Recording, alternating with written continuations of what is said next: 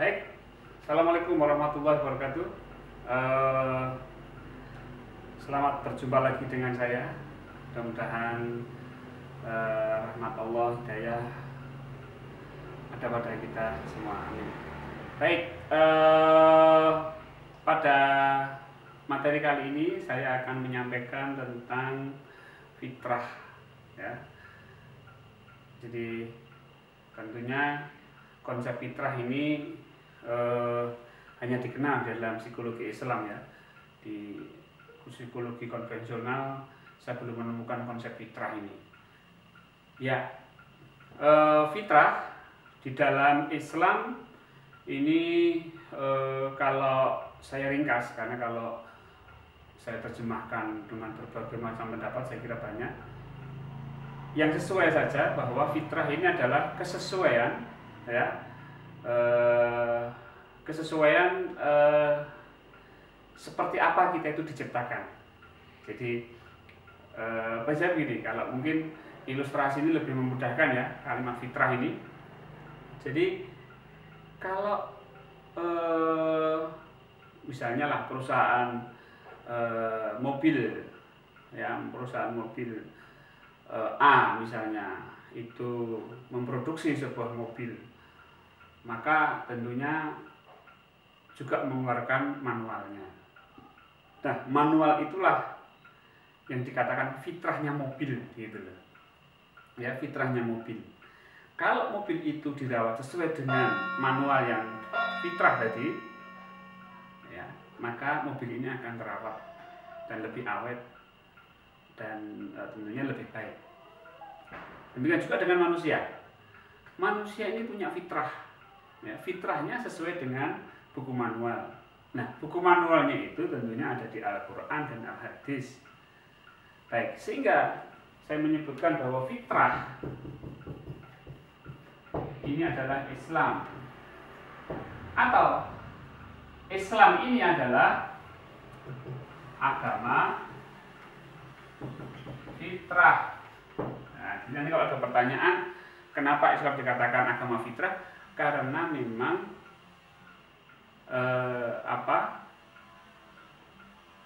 agama Islam ini sesuai dengan penciptaan manusia, ya, sesuai dengan fitrahnya manusia. Baik, dalam kita membahas fitrah, sekali lagi kita harus kembali kepada susunan manusia ini terdiri dari apa saja.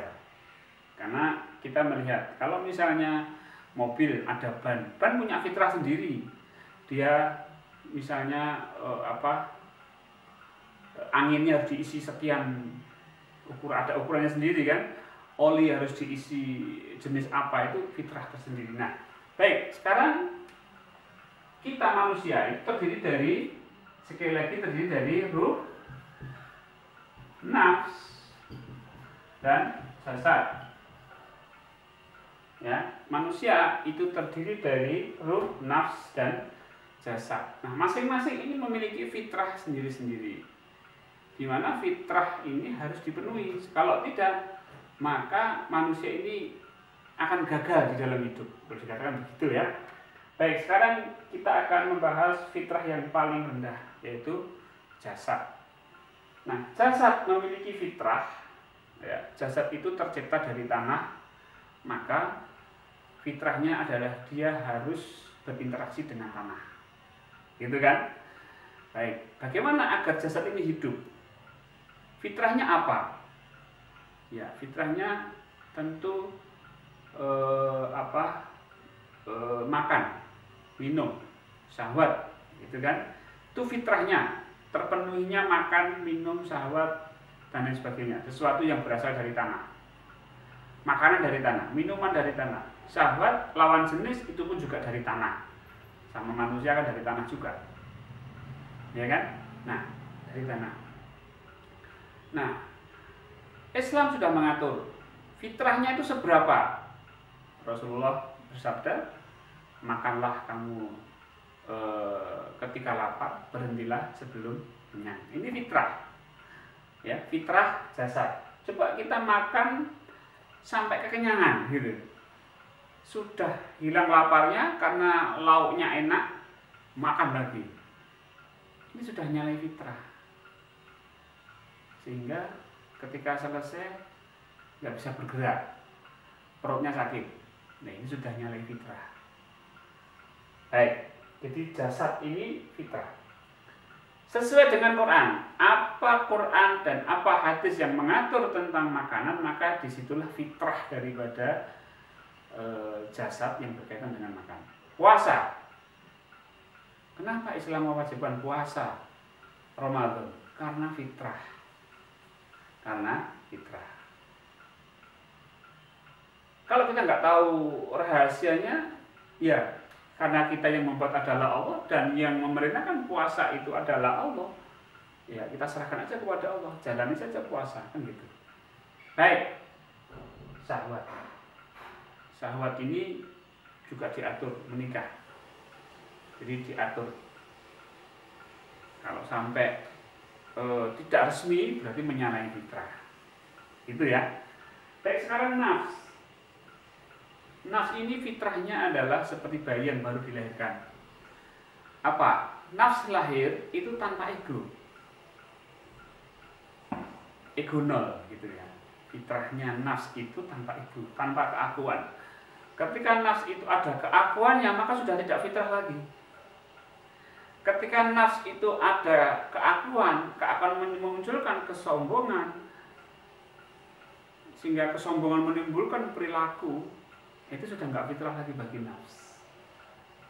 Maka fitrahnya nafs, fitrahnya diri ini harus dienolkan, harus dihilangkan kesombongannya, keakuannya, sehingga kembali kepada fitrah seperti bayi yang baru dilahirkan.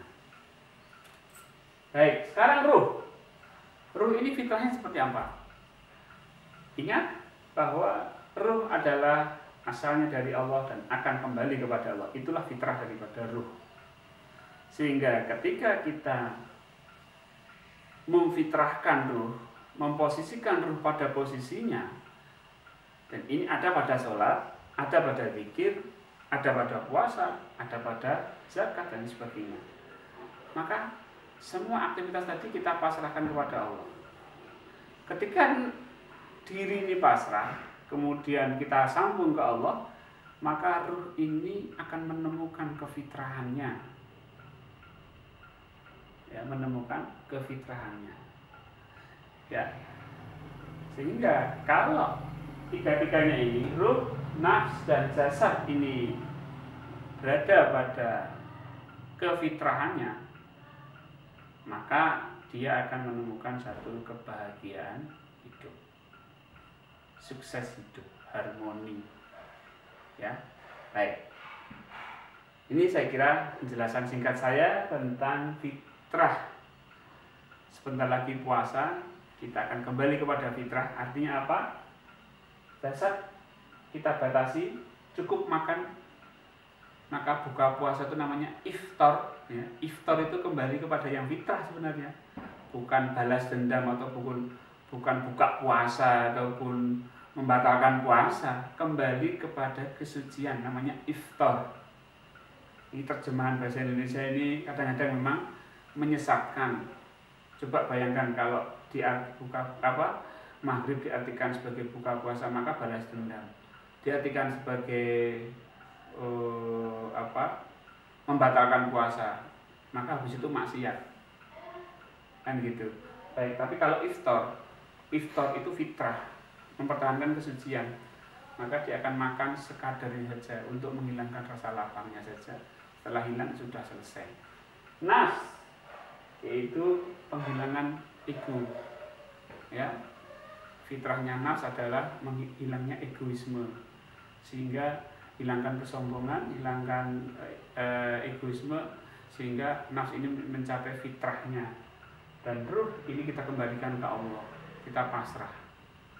Kalau tiga-tiga itu ada pada kita, insya Allah hidup kita akan sukses, karena sesuai dengan buku manual, sesuai dengan kefitrahan.